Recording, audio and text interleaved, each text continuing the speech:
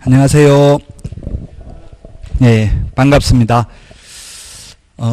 이제 2020년 31회 공인중개사 시험을 준비하기 위해서 여러분들 만나 뵙게 되어서 반갑습니다. 얼마 전에 이제 30회 시험 보신 분들과 헤어졌는데, 인생이 그런 것 같아요. 회자 정리라고 하죠. 만나면 헤어질 걸 약속하고 헤어지면 또 다른 만남을 약속하는 것 같습니다. 여러분들과 1년 동안 좋은 인연이 되기를 희망합니다. 먼저 저는 제 이름부터 말씀드리겠습니다. 박용덕 강사입니다. 아마 처음으로 공부하신다면 들어도 무슨 말인지 모릅니다. 외계어 듣는 거와 똑같다 하더라고요. 그래서 너무 고통받지 마시고 편안하게 그냥 이야기 듣는다 생각하시고 계속 듣다 보면 어느 날 가슴 벅찬 희열을 느끼게 됩니다. 그 중간에는 엄청난 고통을 많이 겪어야 돼요. 그걸 참아야만 시험에 합격할 수 있습니다. 첫 시간이기 때문에 그 진도와 상관없이 오리엔테이션으로 계략적으로 이때까지 역사라든지 공인중개사 제도라든지 이런 것들을 말씀드리도록 하겠습니다. 먼저 시험 시기를 보도록 하겠습니다.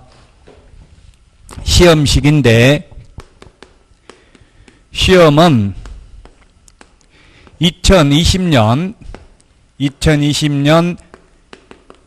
10월 24일 날 시험을 실시합니다. 우리 공인중개사 역사를 보면은 1회 시험이 1985년 9월 22일 날 1회 시험을 실시했습니다. 그러다가 1회 시험에서는 옛날에 복덕방 하신 분들, 소위 중개인이라고 불렀죠. 그분들을 합격시키기 위해서 6만 명을 합격시켜버렸습니다. 그래서 60% 이상 거의 다 합격을 했습니다. 그때. 물론 그때는 한자로 시험에 나왔습니다. 그래서 한자를 알고 있는 분들은 거의 다 합격할 수 있었습니다. 1회 때 너무 많이 뽑다 보니까 2회부터는 이제 해마다 시험을 볼 수 없고 2년에 한 번씩 시험을 실시했습니다. 그래서 10회 때까지 1999년 10회 시험까지 2년에 한 번씩 시험을 실시했는데, 제가 1995년도 8회 시험에 응시를 했었습니다. 물론 8회 시험에 저도 그때는 회사 다녔는데 회사 다니면서 응시해가지고 떨어지고, 9회 시험에 97년에 1차 합격하고 99년에 2차 합격하고 이렇게 10회 합격하고, 그 외에 10회부터 강의를 했습니다. 지금 20년 넘게 지금 강의를 하고 있습니다. 그래서 10회까지는 2년에 한 번씩 시험을 출제했습니다. 그것도 9회 때까지는 2회부터 9회 때까지는 2년에 3,000명 뽑았습니다. 그러다가 1999년도 이제 IMF를 맞이해서 실업자 극복 차원에서 1년에 10,000명을 선발할 것으로 내부적으로 정했습니다. 왜냐하면 이게 합격을 하면 실업자가 아닙니다. 실업은 자발적 실업, 비자발적 실업 두 가지가 있죠. 일을 하고 싶은데 일 못하는 사람이 실업자인데, 일을 하기 싫어서 안 하는 사람이 실업자가 아닙니다. 그래서 이게 자격증을 따면 실업자는 아닙니다. 왜냐하면 개업하고 싶으면 개업해도 되고 취직하고 싶으면 취직할 수 있기 때문에. 그래서 1999년 김대중 정부 때 IMF 극복 차원에서 갑자기 10배 많이 뽑게 되었습니다. 2년에 3,000명 뽑다가, 그럼 1년에 평균 1,500명 선발한 거와 마찬가지인데 1년에 15,000명을 뽑아버렸습니다. 10회 시험에. 그 10회 이후 지금까지 30회 시험까지는 해마다 평균 15,000명 이상 선발됐습니다. 그래서 최근 3년간은 보면 2만 명 정도 선발이 됐습니다. 2만 명 내외로. 그래서 이건 절대평가니까 딱 몇 명이라고 말할 수는 없습니다. 따라서 누구든지 열심히 하면 충분히 합격할 수 있는 시험입니다. 2만 명 정도 선발하니까. 우리 수능시험이 60만 명이 응시하죠, 우리나라에서. 그런데 공인중개사 시험은 30만 명 정도 서류를 냅니다. 30만 명. 지금 30회 시험에도 서류를 30만 명 접수했습니다. 넘게. 근데 그 중에서 3분의 2는 중간에 탈락해버리고 실제 시험까지 응시하는 분은 8만 명 정도밖에 안 됩니다. 그래서 중간에 그만큼 괴롭다는 이야기입니다. 만약에 모의고사 보고 점수 안 나오면 포기해버리고 이렇게 될 가능성이 굉장히 많아요. 그래서 끝까지 여러분들은 오늘 다짐해야 될 것은 시험 보는 날까지 그냥 아무 생각 없이 학원 다니면 합격합니다. 80% 이상은. 이제 그 대신에 인터넷으로 공부하시는 분들은 각오를 다지고 스스로 다짐을 해야 되겠죠. 누가 옆에서 타치하지 않기 때문에 인터넷으로 하는 분들은 자기 관리를 잘 해야 됩니다. 굉장히 그래서 어렵습니다. 자기 관리하기가. 자, 그래서 시험을 1회 시험은 9월 달에 시험을 실시했고요. 제가 시험을 봤던 10회 시험은 4월 25일 날 시험을 실시했었습니다. 그래서 시험을 4월 달에도 보고 10월 달에도 보고 9월 달에도 보니까 수험생 입장에서 예측된 삶을 살 수가 없었습니다. 왜냐하면 옛날에는 만 20세 이상인 대한민국 국민만 응시할 수 있었습니다. 따라서 만 나이가 20세 되는지 안 되는지 시험 날짜에 따라 달라지겠죠? 그래서 국토부에 엄청난 문의를 하고 그렇게 하다 보니까 이제 예측된 삶을 살 수 있도록 지금은 시험을 매년 10월 넷째 주 토요일 날 실시를 합니다. 옛날에는 일요일 날 시험을 실시했었습니다. 근데 최근 들어서 이제 감독관들이 일요일 날 시험 감독을 안 하려고 해서 돈 안 받고 감독 안 하겠다 이렇게 해서 지금은 매년 10월 넷째 주 토요일 날 시험을 실시합니다. 자, 그 다음에 시험 시기를 봤고요. 그래서 지금 우리 시험이 어렵기는 하지만 그래도 지금 1회부터 30회 시험까지 데이터가 다 있습니다. 기출문제가. 그리고 15회는 추가 시험을 실시했기 때문에 31번 시험을 이미 실시했기 때문에 그 기출문제만 정확하게 분석한다면 전 과목 80점 이상은 받을 수 있습니다. 기출문제가 그대로 출제되지는 않습니다. 조금씩 응용을 합니다. 그래서 이해하고 있다면 충분히 전 과목 80점 이상은 받을 수 있습니다.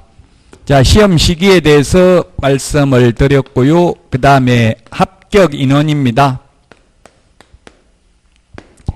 합격 인원인데 앞에서도 말씀드렸지만 1회 때 6만 명을 선발하고 2회부터 9회 때까지는 2년에 평균 3,000명, 10회부터 지금까지는 평균 2만 명 정도 됩니다. 지금까지 그래서 배출된 공인중개사가 42만 5천 명입니다. 1회 때부터 30회 시험까지 30회 빼고 아직 30회는 발표가 안 됐죠. 빼고 42만 5천 명입니다. 그 중에서 개업 공인중개사는 자격증을 취득해서 개업을 하신 분은 10만 5천 명 정도 됩니다. 10만 명이 넘습니다. 그러면 4명 중에 1명만 개업을 했고 나머지 1명은 거의 취직을 했다고 보면 됩니다. 그래서 자격증 딴 사람들 중에 2명 중에 1명은 이 업에 종사하고 있다고 보시면 됩니다. 근데 저처럼 저는 자격증을 10회, 14회 2번 취득했는데 중개업은 안 하잖아요. 지금 강의만 하고 있고. 그렇지만 저도 중개업을 10년 이상 했습니다.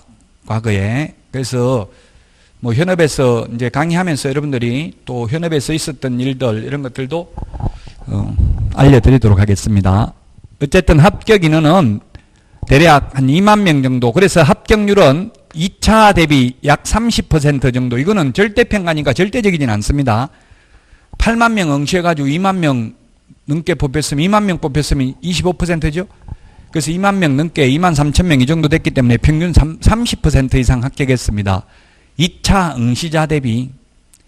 그러면 이게 30%면 합격률이 낮은 거 아니냐 이렇게 생각할 수도 있겠지만 학원 다니는 분들은 거의 다 응시를 하지만 특히 실장으로 근무하는 분들, 현업에 근무하는 분들, 중개보조원 분들은 해마다 원서만 내고 시험 보러 안 가는 분들이 굉장히 많아요. 제 주변에도 많아요. 해마다 원서만 내는 분들 많이 계셔요. 그래서 시험 응시자 대비하면 이 2차 응시자 대비 30%면 그렇게 합격률이 낮은 건 아닙니다. 누구든지 1년 동안 열심히 하면 충분히 합격할 수 있는 시험입니다. 수업만 열심히 들으면. 이 공인중개사 시험을 한 번도 수업을 듣지 않고 혼자서 독학을 하기는 어렵습니다. 이 과목은. 최소한 한 번 이상은 강의는 들어야 됩니다. 그만큼 시간을 줄여주죠. 뭐가 중요한지 알려드리니까.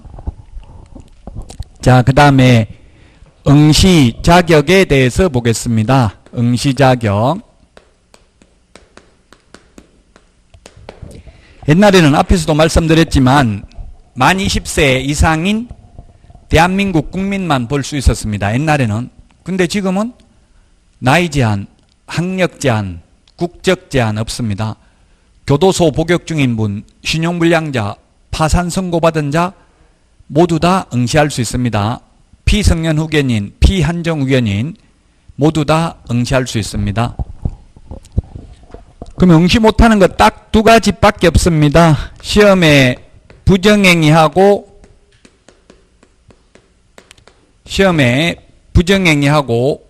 5년 미경과자입니다. 부정행위하고 그 시험을 무효처분을 하고 5년간 시험 볼 수 없습니다. 그래서 저도 이 부분에 대해서 건의를 많이 했었습니다. 왜냐하면 우리 수능시험은 부정행위하면 1년간 시험 못 보죠?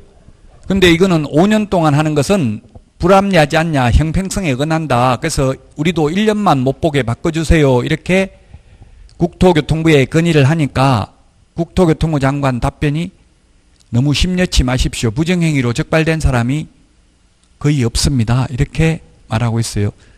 저도 시험을 15번 이상 시험을 봤습니다. 그러면서 부정행위도 해봤어요. 어떻게 부정행위 해봤냐?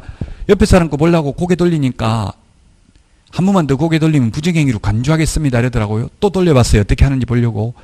그러니까 와가지고 시험지 빼앗아 갈까요? 이러더라고요. 예, 빼앗아 가세요. 이랬더니만 어르신 왜 그러십니까? 시험은 보고 가세요. 이왕 나오셨으니까 흥분하지 마시고 이렇게 하더라고요. 그래서 수능 학생들처럼 그렇게 철저하게 단속하진 않습니다. 여러분들 2020년 시험까지는 상관없는데 2021년도부터는 이제 휴대폰을 소지만 해도 부정행위로 간주한답니다. 원래 휴대폰을 다 제출하라고 하거든요. 앞으로 이 교탁 있는데 다 제출하라고 해요. 근데 제출 안 하면 이제 부정행위로 간주한대. 지금 현재까지는 여러분들 시험 볼 때까지는 가지고 있어도 부정행위로 간주하지는 않습니다. 그거 가지고 부정행위만 하지 않는다면. 근데 이제 32회 시험부터는 아예 휴대폰을 제출하라고 했는데 제출 안 하고 소지만 하고 있어도 부정행위로 간주하겠다 이렇게 하고 있습니다. 사실상 부정행위 하기는 굉장히 힘듭니다. 제가 뭐 옆에 거 그냥 고개만 돌려봤지 실제 그걸 보려고 본 게 아니거든요. 왜냐하면 옆에 분이 공부 잘하는지 못하는지 알 수가 없었고 또 저는 이미 자격증 땄기 때문에 또 합격할 이유도 없고 그래서 제 과목만 난이도가 어떻게 출제되는지를 확인하기 위해서 실제 시험장에서 보는 거하고 시험지 유출돼서 나온 거 보는 거하고는 느낌이 달라요. 직접 수험생하고 똑같이 앉아서 봐야 어디에서 출제되는지 기억에 정확하게 남더라고요. 그래서 제가 시험을 응시를 많이 했었는데 15번 이상 지금은 응시할 수가 없습니다. 지금은 인터넷으로 큐넷이라고 큐넷에 인터넷으로만 접수를 합니다. 이게 시험 접수를 큐넷이라고 인터넷으로만 접수를 하는데 이미 합격한 이 산업인력공단 홈페이지입니다. 여기에다가 접수를 하는데 저 같은 경우는 접수를 하니까 기한은 이미 자격을 취득하였으므로 응시할 수 없습니다. 이렇게 해가지고 튕겨 나와요. 아예 입력 자체가 안 돼요. 로그인 자체가 안 됩니다. 그래서 지금은 시험을 제가 보지는 못하고 있습니다. 어쨌든 부정행위를 하면 뭐 연세 드신 분들은 젊은 감독관이면 너는 애비 애미도 없냐 이렇게 말하면 되고요. 감성적으로 해야 되죠. 이성적으로 이야기하면 안 되고. 그럼 젊은 분들은 부정행위 하면 그냥 그 시험지만 두고 나와버리면 됩니다. 본인은 부정행위 했음을 시인합니다 하고 확약서 쓰면 5년간 시험 못 봅니다. 그렇게 쓰지만 안 하고 나오시면 또 다음에 볼 수 있습니다. 자, 그 다음에 부정행위 빼고 또 하나가 더 있는데 자격 취소되고 3년 미경과자입니다. 자격 취소되고 3년 미경과자 시험 못 봅니다. 우리나라에 공인중개사가 지금 42만 5천 명이 있는데 이 중에서 1년에 자격 취소되는 사람이 10명 정도 됩니다. 통계가. 거의 자격 취소 안 됩니다. 자격 취소되는 게 4가지 사유가 있습니다. 자격증을 부정한 방법으로 자격 취득한 경우, 자격증 양도되어한 경우, 그 다음에 자격 정지 기간 중에 업무하는 경우, 공인중개사법 위반으로 징역형을 선고받으면 자격 취소된다라고 법에 되어 있습니다. 그건 나중에 다 알게 됩니다. 어쨌든 자격 취소 사유가 4가지가 있는데 대표적인 게 뭘까요? 빌려주는 거겠죠? 양도되어 하는 거 빌려주는 게 있을 수 있는데 우리나라에 지금 10만 5천 명의 개업공개사 중에서 정부에서 생각하는 것은 2만 명 정도가 빌려준 것으로 추정하고 있습니다. 그렇지만 단속은 안 합니다. 평소 때는. 그 대신에 정부 정책이 실패해가지고 가격이 올라가면 문 닫고 도망가라 받고 연락하고 단속 나갑니다. 그래서 아마 텔레비전에 보셨을 거예요. 단속하러 노란 완장 차고 단속하러 나가서 문 열려고 하면 문 잠겨 있어요? 열려 있어요? 문 잠그고 다 도망가고 없죠? 연락하고 단속했다는 이야기. 연락 안 했는데 어떻게 문을 잠궈 놓겠어요? 영업하는 데서. 그럼 왜 정부에서는 그렇게 하냐면 문 닫고 도망가면 그날이라도 계약서를 작성 안 하면 집값이 안 올라간다고 생각한 거예요. 그 정책 실패를 개업공개사에게 다 떠넘기기 위해서 평소 때는 단속 안 합니다. 그 죄 지은 게 많기 때문에 문 닫고 도망가라고 하면 안 갈 수가 없고, 설령 죄를 안 지었다 하더라도 여러분이 현업에 가서도 문 닫고 도망가라고 친목회에서 연락이 오거나 또는 협회에서 연락이 옵니다. 그 개업공개사들 친목회가 있어요. 마을마다 한 100여 명 정도 이렇게 친목회가 있거든요. 그 친목회에서 이제 왕따 시키고 하는데 그 회원업소들끼리만 그래 하고 비회원업소하고는 공동중개도 못하게 하고 이런 게 있어요. 현실적으로 현업에서는. 근데 현실적으로 있는데 그거는 독점규제 및 공정거래법 위반이고 실정법에서는 또 이번에 공인중개사법 개정된 거에 보면 그렇게 왕따 시키면 비회원업소와 거래하는 걸 금지하면 못하게 하면 3년 이하의 징역이나 3천만 원 이하의 벌금에 처한다는 게 신설됐습니다. 올해부터. 그럼에도 불구하고 지금도 왕따 시키고 있어요. 회원업소들끼리 친목회에서. 근데 적발할 수가 없죠. 지금 그렇게 왕따 시킨다는 걸. 친목회 회원이 아니면 그 친목회 회칙을 볼 수 없잖아요. 저도 친목회 회원으로 가입했는데 폭로하려고 했는데 친목회 회칙을 열람만 하고 보여만 주고 가져가 버리더라고요. 근거 자료를. 그 연말에 한번 그 모임할 때 친목회 회칙이라는 걸 보여만 주고 아예 복사도 못하게 하고 바로 걷어가더라고요. 그걸 알면 만약 친목회 회칙이 있으면 어디다 제보해버리면 그 친목회 회장 처벌받을 수도 있겠죠. 근데 지금 여러분들 입장에서 보면 신규 진입하는 사람 입장에서 보면 이 왕따 시키는 게 안 좋은 거잖아요. 근데 그 기존 중개업을 하시는 분들은 또 자기들끼리 갈텔이 형성되어 있으면 훨씬 더 좋죠. 권리금 훨씬 더 비싸게 받고 팔 수 있거든요. 회원업소가 되면. 그 지금 법으로는 처벌받게 되어 있지만 현실적으로는 친목 회원들끼리 왕따를 시키고 있습니다. 어쨌든 자격 취소되고 3년 동안은 시험 볼 수 없습니다. 등록 취소된 경우는 시험 볼 수 있어요. 그런데 자격 취소되면 3년 동안 시험 볼 수 없다. 이게 두 개 빼고는 다 시험 볼 수 있다고요? 다시 한번 말씀드리지만 교도소에 복역 중인 자, 파산 선고받은 자, 신용불량자, 피성년 후견인, 피한정 후견인, 다 외국인도 시험 볼 수 있습니다. 시험은 모두 다 볼 수 있다. 자, 그 다음에 이제 시험 과목입니다. 시험 과목. 시험 과목이 있는데 시험 과목은 1차가 있고요. 1차가 있고 2차 시험이 있습니다. 대한민국에서 1, 2차 시험이 분리되어 있는 시험은 모두 2차 시험은 주관식으로 보고 있습니다. 객관식으로 보는 시험은 오직 공인중개사 이것밖에 없습니다. 예를 들면 행정사라든지 직업상담사라든지 그 다음에 주택관리사, 법무사, 주택관리사가 공인중개사 시험보다는 오히려 더 쉬운 것으로 알려져 있습니다. 일반적으로. 그럼에도 불구하고 2차는 주관식으로 봅니다. 근데 유일하게 공인중개사 시험만 객관식으로 봅니다. 그 이유는 뭐냐면 수험생들을 배려하기 위한 것인 것보다는 이 채점하기가 어려워요. 왜냐하면 공인중개사는 30만 명이 원서 접수한다고 했죠. 만약에 10만 명이 영시했다면 10만 명 그 주관식이면 채점하려면 엄청나게 오래 걸리겠죠. 그 채점하는데 돈도 많이 들어가고요. 그래서 기계가 컴퓨터가 채점하기 위해서 객관식으로 출제하는 겁니다. 법에 어떻게 되어 있냐면은 1차 시험과 2차 시험을 같은 날 동시에 볼 때만 객관식으로 볼 수 있다 이렇게 되어 있어요. 그래서 1차, 2차를 따로 시험 보게 되면 2차는 주관식으로 봐야 돼요. 지금 우리 공인중개사 법령에 규정된 게. 그래서 여러분들이 1, 2차를 같은 날 동시에 보면 4시가 넘어야 끝나요. 그 늦게 끝난다고 힘들다고 2차 시험은 다음 날 보자 이렇게 만약에 건의를 한다면 2차 시험은 주관식으로 봐야 되니까 절대 그런 건의는 하지 마십시오. 지금 같은 날 동시에 보기 때문에 객관식으로 보고 있습니다.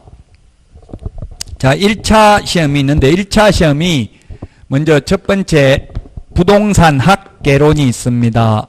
부동산 학개론. 부동산 학개론이 있고요. 그 다음에 두 번째 민법 및 민사특별법이 있습니다. 민사특별법. 시험 과목이 총 5과목인데 부동산 학개론만 학문입니다. 학문. 나머지는 다 법 과목입니다. 그래서 이 1차 두 과목을 다 잘하는 분들은 잘 없어요. 뭐 공대나 이과계통, 자연계열 학분들은 부동산 학개론을 잘하고요. 계산 문제도 한 6문제 이상 나오니까. 근데 또 법을 전공한 사람, 인문학을 전공한 사람, 인문계열 분들은 민법을 잘하는 분들이 많습니다. 대체로. 그 두 과목을 다 잘하는 분들은 잘 없어요. 둘 중에 한 과목이 취약한 가능성이 많습니다. 그래서 이 공인중개사 시험의 당락은 1차 시험에 달려 있습니다. 왜냐하면 과목이 두 과목밖에 없기 때문에 변수가 많다는 이야기예요. 한 과목을 만약에 실패를 해버리면 평균 60점이 안 나올 가능성이 굉장히 높죠.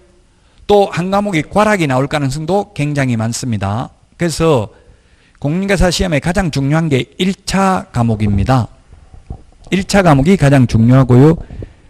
이 부동산 학개론, 이 학문이라는 게 저도 이 부동산학 박사학위를 받았는데 부동산학인데 저는 공인중개사법에 대해서 부동산학 박사 받았어요. 공인중개사법도 법도 부동산 관련 법이니까 부동산학이 될 수도 있겠죠.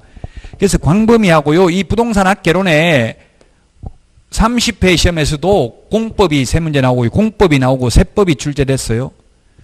그래서 올해 또 감정평가사 부동산학 원론에 보면 공인중개사법이 2문제, 공법이 2문제, 세법이 1문제, 민법 1문제 뭐 이렇게 출제됐어요. 그래서 2차 과목이 나오기 때문에 1, 2차를 같이 동시에 공부하는 게 더 바람직합니다. 어떤 분들은 벌써부터 올해 1차만 하고 내년에 2차만 한다. 이게 굉장히 위험한 발상이라고요. 뭐 여러분들 중에는 그런 분들은 안 계시겠지만 인터넷으로 직장 다니면서 공부하시는 분들은 그런 분들도 계시더라고요. 올해는 1차만 하고 다음에 2차 하겠다. 근데 훨씬 더 불리하다고요. 왜냐하면 부동산 학개론에 2차 과목이 4문제 정도 출제되니까 4문제면 10점이잖아요. 10점이면 굉장히 큰 점수죠. 요즘은 그래서 통합 교과형 문제가 많이 출제됩니다. 딱 한 과목만 관련된 게 아니라 우리 제가 맡은 과목도 중개 실무는 다양한 게 다 나올 수 있겠죠. 그래서 가급적이면 1, 2차를 같이 공부하는 게 더 바람직합니다. 예, 그리고 또 인터넷에 보면 옛날 책 가지고 공부해도 됩니까? 이런 질문 하시는 분들이 굉장히 많아요. 책은 최신 책, 2020년도 책으로 지금 오늘 나눠드린 책 이걸로 하는 게 가장 바람직합니다. 왜냐하면 또 2차는 해마다 바뀌고 개정이 되고 개정이 안 됐다 하더라도 순서가 다 바뀌고 저자가 다 바뀌어요. 저자가 다 바뀌었어요. 우리 책이. 예, 30회 대비해서. 그러니까 책은 새 책으로 하는 게 가장 바람직해요. 왜냐하면 한 문제 때문에 거의 당락이 결정돼요. 예, 평균 60점 이상이면 합격인데요. 40점 밑으로 과락 없이 평균 60점 이상이면 합격인데 수험생들의 점수 분포도를 보면 어떻게 되어 있냐면은 산업인력공단에 자료 달라고 하면 빅데이터를 다 줍니다. 합격자들 아니면 시험 응시자들 점수 분포도를 알려주십시오. 해가지고 제가 10년간을 분석해 보니까 전부 다 대부분이 어디에 속하냐면 점수가 55점에서 65점에 거의 65점 사이에 거의 대부분이 속합니다. 그러면 거의 지금도 한 문제 때문에 이의신청한 사람이 1000명이 넘어요. 지금 현재 30회 시험에도. 그 한 문제가 당락을 결정하는데 그 책값 아끼려고 하다가 훨씬 더 기회비용이 많이 든다는 이야기입니다. 그래서 책은 반드시 새 책으로 구입하셔서 공부를 하셔야만 되겠습니다. 자, 부동산 학개론에는 계산하는 문제가 뭐 6문제 이상, 7문제 뭐 이 정도 출제가 되는데 계산하는 문제는 지금 전혀 모르면 1년 동안 공부해도 계산하는 문제 못 풉니다. 그래서 아예 계산하는 거 전혀 모르면 처음부터 포기해도 됩니다. 계산하는 거. 제가 아는 후배 수학 선생님이 부동산 학개론 때문에 떨어졌어요. 수학 선생님이 계산하는 문제 때문에 떨어졌습니다. 계산하는 문제 다 풀었겠어요? 못 풀었겠어요? 다 풀었어요. 재밌어가지고 또 한 번 계산해보고 또 한 번 해보고 3번이나 계산해봤대. 재밌어서. 자기 아는 문제 나오니까. 그래가지고 시간 안배를 못해가지고 뒤에 민법 풀지도 못하고 떨어져 버렸어요. 부동산 학개론만 있는 게 아니잖아요. 60점 평균 받으면 되고 40점 밑으로 과락만 없으면 되는데, 그래서 계산하는 문제 이런 거 집착할 필요 없습니다. 몰라도 충분히 합격할 수 있고요. 만약에 계산하는 문제를 몰라서 찍으려고 하면 몇 번을 찍는 게 좋겠어요? 우리 시험은 오지선다형입니다. 오지선다형. 보기가 5개가 있습니다. 1번부터 이렇게 5번까지 있는데, 이때까지 빅데이터를 분석해 보니까 30회 시험까지를 다 분석해 보니까 어떻게 했냐면 출제위원들한테, 제가 잘 아는 교수님들이 출제위원으로 거의 해마다 들어가는데, 제 박사과정 때 은사님도 뭐 해마다 출제위원으로 들어가시는데, 물어보니까 산업인력공단에서 합숙을 한 12일, 13일 이 정도 2주 안쪽으로 해요. 합숙을. 뭐 수험생들은 한 2달 남았는데 벌써 문제 다 출제한 거 아닙니까? 이렇게 묻는데, 그렇게 빨리 출제하는 게 아니고요. 2주, 12일, 13일 이 정도 전에 합숙이 들어가가지고 실제 출제하는 거는 마지막 거의 3, 4일 정도 남겨놓고 출제를 다 한답니다. 그리고 또 그 시뮬레이션 하기 위해서 작년에 합격했던 분들이 50명이 들어가요. 그분들은 일주일 합숙합니다. 일주일 합숙하고 135만 원 받아요. 출제위원들은 하루에 30만 원씩 해서 한 4, 500만 원 정도 받아요. 합숙을 하면 이 출제 수당을. 그래서 그 출제위원들한테는 교육하는 게 뭘 교육하느냐 하면, 이거 이런 거 분포를 1번 정답 8개 각각 8개씩 해라, 이런 거 말씀하고요. 그리고 또 기출문제 범위 내에서 내라. 기출문제를 똑같이 그대로 내라는 게 아니라 기출문제를 조금씩 응용해서 출제를 하라는 이야기입니다. 그래서 만약에 여러분들이 지금 학개론 6문제 계산하는 문제를 못 풀었어요. 그런데 보니까 1번은 벌써 9개 돼 있어요. 나머지는 뭐 지금 3개, 4개밖에 체크가 안 돼 있어, 정답이. 그러면은 4번이 만약에 3개밖에 체크 안 돼 있다면 전부 4번으로 찍는 게 좋겠죠? 왜냐면 내가 이때까지 풀었다는 걸, 푸른 게 다 정답이라고 나를 믿어야지. 나를 믿지 않고 시험 볼 수는 없잖아요. 그럼 내가 이때까지 체크한 것 중에서 가장 적은 걸 하나를 찍는 게 가장 바람직하다는 이야기입니다.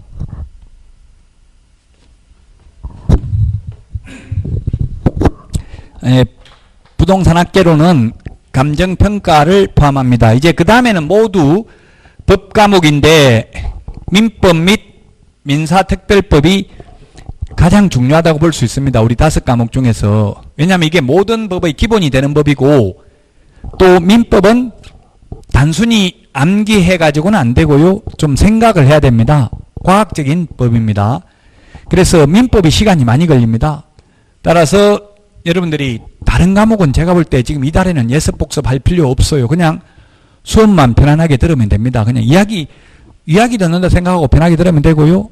꼭 굳이 공부하고 싶고 참을 수 없는 분노를 느낀다면 공부하고 싶어서 민법을 하시라고요. 다른 과목은 안 해도 됩니다. 그리고 앞으로 6개월 동안 민법 위주로 하셔야 돼요. 시간이 남으면 학개론, 이 2과목 위주로 하셔야 돼요. 2차 과목은 과목의 특징이 달라요. 2차하고 1차는. 2차는 단순히 암기하는 내용이 많습니다. 그 단순히 암기하는 내용은 시험 보기 한 달 전에 암기만 다 하면 가능할 수도 있어요. 근데 전혀 안 하다가 갑자기 암기하려고 하면 엄청나게 중간에 스트레스 받겠죠? 모의고사 보고 하면서. 그래서 그냥 수업만 들으면 돼요. 2차 과목은 수업만 빠지지 않고 들으면 되고, 앞으로 6개월 동안은 특히 민법 위주로 공부를 하시라고요. 시간이 많이 걸려요. 민법은 단시간에 안 돼요. 민법은 하면 할수록 어렵습니다. 과목의 특징이. 근데 2차 과목은 처음에는 어려운데 하면 할수록 쉬워요. 보통 공부하시는 분들한테 민법이 어렵습니까? 공법이 어렵습니까? 하면 공법이 어렵다는 분도 의외로 많아요. 근데 그렇지 않습니다. 분명히 공법은 하면 할수록 쉽습니다. 왜냐하면 공법은 공적인 관계니까 딱 법에 있는 대로만 암기하면 돼요. 민법은 개인 사생활이기 때문에 법조문에 다 규율할 수가 없죠. 그러다 보니까 판례가 많이 나온다고. 민법은 다툼이 있으면 판례에 의함 이런 게 32문제 이상 출제됩니다. 그래서 민법만 잡으면 나머지는 2차 과목은 어렵지 않습니다. 자, 민법은 총칙이 10문제 출제됩니다. 약 10문제입니다. 총칙이 가장 어렵죠. 총체적 규칙 이 뜻입니다. 가장 어렵습니다. 즉 물권법, 채권법, 친족 상속법을 총괄하는 규칙입니다. 총칙이라는 게 가장 어렵습니다. 10문제고요. 그 다음에 물권법, 물권법이 물권편인데 편의상 물권법이라고 하죠. 물권법이 14문제 출제됩니다. 물권이 8개가 있습니다. 뭔지 몰라도 그냥 듣고 잊어먹으면 됩니다. 점유권, 소유권, 지상권, 지역권, 전세권, 유치권, 질권, 저당권을 물권이라고 합니다. 이 중에서 질권은 시험 범위가 아닙니다. 질권은 전당포에 물건 맡기고 돈 빌리고 이런 걸 질권 설정했다고 해요. 그거는 동산 권리질권이니까 시험에 안 나오고요. 물권이 14개가 시험에 출제되고요. 채권을 다른 말로는 계약편인데 편의상 계약법이라고도 합니다. 계약의 종류가 전형계약이라고 해서 민법 법조문에 형태가 있는 계약이 15개가 있습니다. 전형계약이 매매, 교환, 임대차, 여행자 계약이 하나 더 신설됐습니다. 14개 전형계약에서 여행계약이 하나 더 생겨가지고 15개 전형계약이 있는데 민법 법전의 형태가 있다고 해서 전형계약이라고 합니다. 근데 이 15가지 전형계약 중에서 시험에 다 나오는 게 아니라 우리 시험 범위에 들어가는 거는 부동산 중개와 관련된 것만 시험 범위에 들어갑니다. 그래서 매매, 교환, 임대차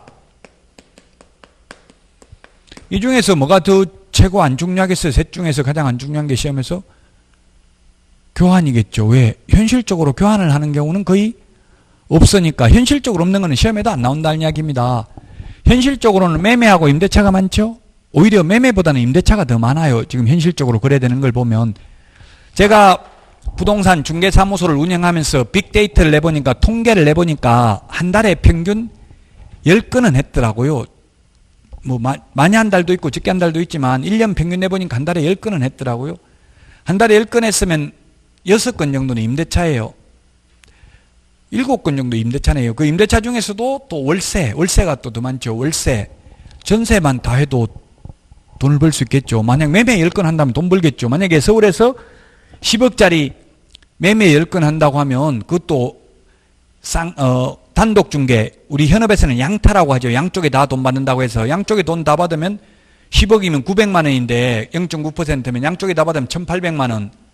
10건 하면 1억 8천이에요. 한 달에. 예를 들면. 그럼 돈 벌겠죠.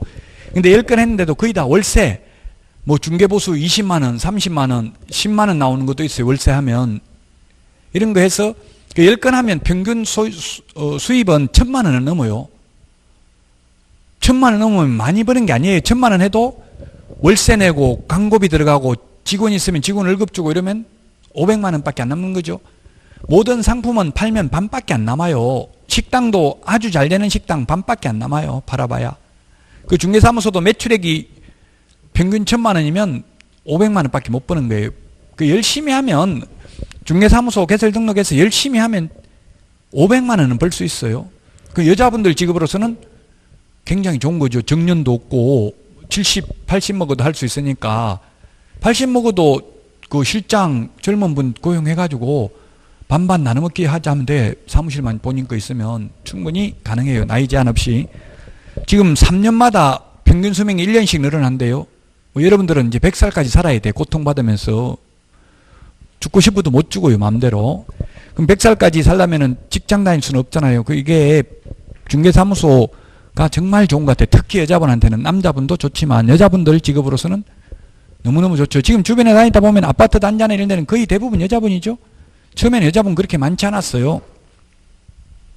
그래서 지금은 합격자 분포도 보면 거의 여자분이나 하고 아직까지도 남자분이 조금 더 많습니다. 합격 인원은.